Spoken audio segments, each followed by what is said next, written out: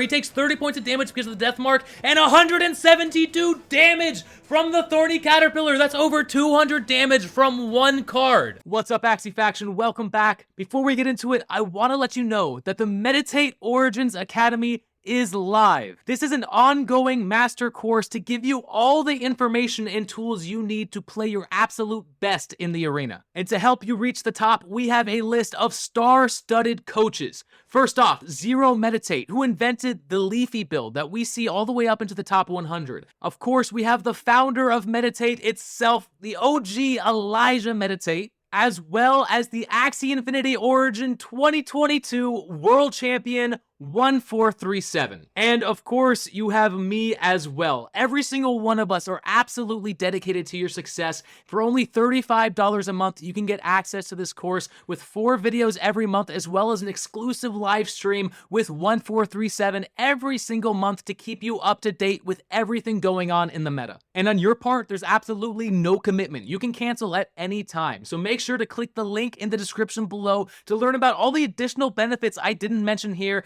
and get started on your way to the top. Now, without further ado, let's get back to the video. So in case you didn't know, I've actually been on vacation to visit family ever since AxieCon. So between making these videos and trying not to piss off my in-laws, I haven't had a ton of time to be grinding in the arena. But that doesn't mean I haven't been watching and studying every little change in the top 100. I have been planning out my endgame comp since the beginning of the season, so you better believe when I get home next week, we will be grinding to the top for that big finish. But while I've been here on vacation, I had the idea for a new comp, and I just had to go to the marketplace to see if I could find the Axies to make it work. And while I did find the perfect Axies to showcase this strategy, these are far from optimized and definitely will not make it to the top of this season. But with enough breeding, I think that this could be an extremely strong early to mid-season comp for Season 2, so that's what I'm going to be looking out for. Now let's hop over to the team so you can understand what I mean when I say that this is going to be the new aggro. By the way, everybody, I apologize for the audio quality. My mic decided to die on me on the very last video of this trip, but I'll be getting that replaced very soon. Regardless, this is the team we are looking at, and yes, it does look very wonky. So usually for an aggro team, you want to max out on energy cards and draw cards to make sure you're always getting full potential of your hand every single turn. Now, I've taken that exact same strategy to the utmost extreme in this build.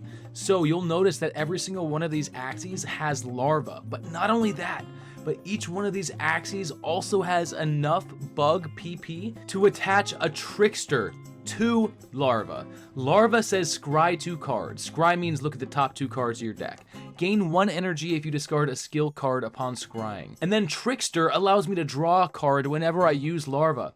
So larva effectively becomes a energy gain and a draw card, giving my entire team a total of 5 potential energy gain and 6 total draw cards. This comp has the potential to cycle through your deck at an insane rate and completely overwhelm your opponent. But let's talk about some of the pitfalls real quick. Clearly, as you can see, this team has very low PP on every single one of their Axies. Needing to have 3 bug cards severely limits its options in terms of runes and charms. And on top of that, our frontliner beast is not a beast, it's a bug, which means we are not using Pangolin Scale, we are using Shield Leecher, which is a huge detriment to any comp. Unless, of course, you're playing Sustain, and I'm not gonna lie, it does feel really good to play against Sustain with a Shield Leecher on your comp. Now, before we hop into the replay, I do want to let you know that I am currently looking for a scholar, but be warned, this is not a regular scholarship. Instead, this is more like a partnership. If you're interested, there's a link in the description below, but be warned, only one person will be chosen, and I'll be extremely rigorous through the selection and interview process. Good luck. All right, so our first battle is against this aggressive mid-range comp, and he draws 3-0 cards to start. Very bad start. He decides to return the Nemo Ear for the following turn, and here we go. Big damage with Hungry Bird, straight into the Kotaro, and Nemo into the Goldfish. Now, the Goldfish here actually allows me to draw into a Kotaro for my backliner. I decide to use the Kotaro, hoping to proc it for energy and draw into an attack card, but I didn't get the energy gain, so I probably should have saved that Kotaro for the end to help me get through some of the revenge cards and draw into my actual Axie cards for the end game. He gets some decent damage here and is able to actually play the Nemo Ear, healing for big damage on that frontliner with a pangolin scale. That is a huge heal.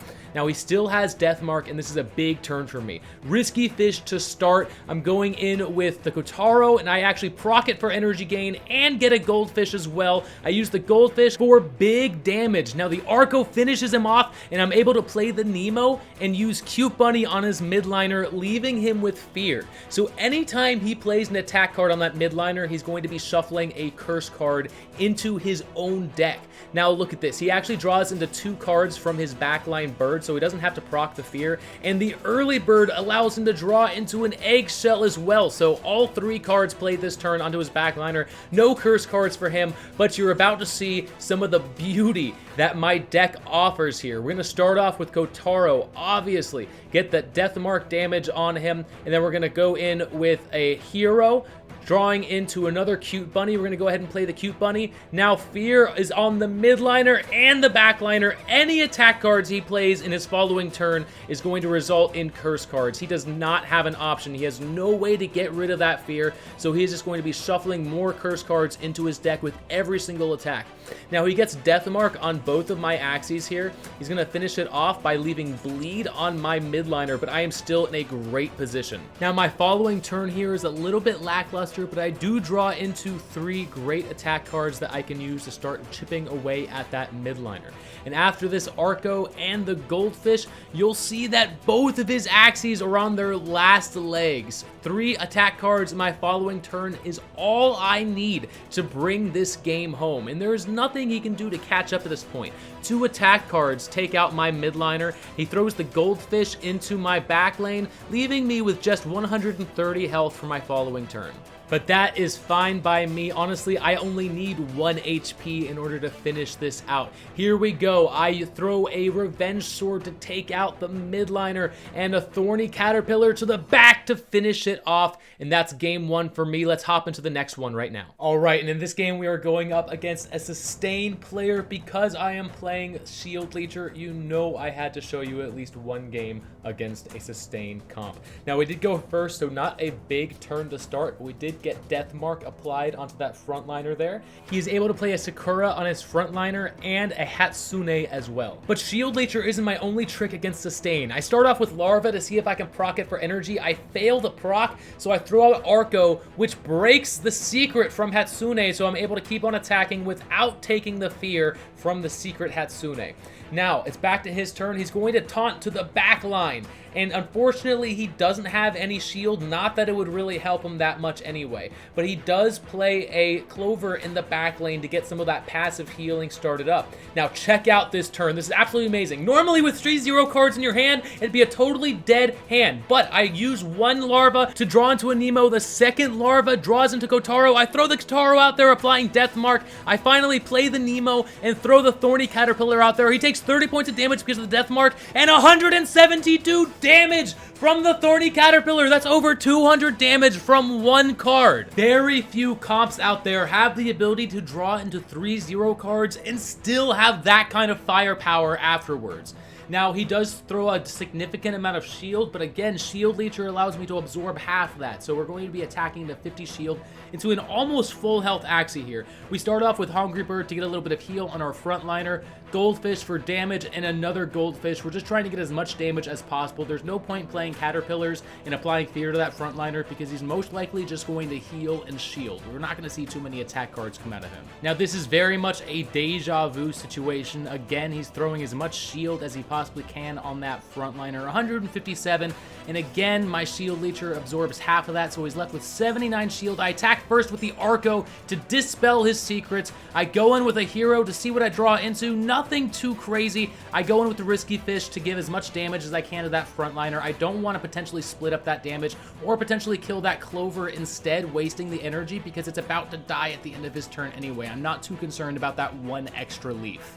Now he decides to taunt to the mid laner and heals up the frontliner, protecting him for 1 extra turn, but I have a huge damage turn coming right now. Kotaro to the backliner, getting Deathmark applied. Now Cute Bunny for 75 damage on top of the 15 from Deathmark. And again for the Deja Vu situation, we're throwing the Thorny Caterpillar, 30 damage to the Deathmark, and 172 takes out a second full HP Axie. And he comes back to his turn and he cannot take the heat. He is forced to surrender. Now, I want to reiterate that this comp is not optimized at all and will likely take a lot of breeding before it's able to make it to the top 100. But regardless, I think it's an amazing concept with a lot of potential for the future, and I just had to showcase it for you guys. So I really hope you enjoyed that. Make sure to hit the like and subscribe button if you did, and until next time, I'll see you in the arena.